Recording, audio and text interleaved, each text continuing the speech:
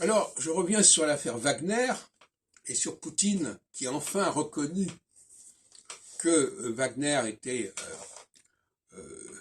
une émanation, enfin était payé par le Kremlin.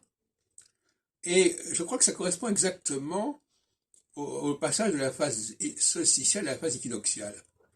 Dans la phase solsticiale, on aime bien l'horizontalité.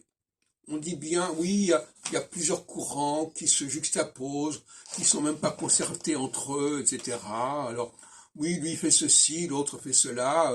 Bon, d'accord, bon, très bien. Jusqu'au moment où on passe en phase équinoxiale, et on peut pas se contenter de cette langue de bois, et on est obligé de dire, oui, il y a une autorité, il y a une initiative centrale, et Wagner fait partie d'un schéma qui a été construit par le Kremlin, et c'est pas quelque chose qui échappe à l'autorité du Kremlin, ou qui, voilà.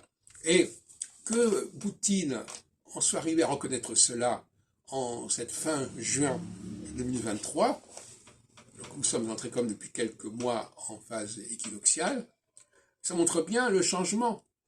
Le changement, c'est qu'on va vers plus de centralité, plus de conscience de la centralité. Plus de conscience de la centralité et plus de conscience aussi du processus originel.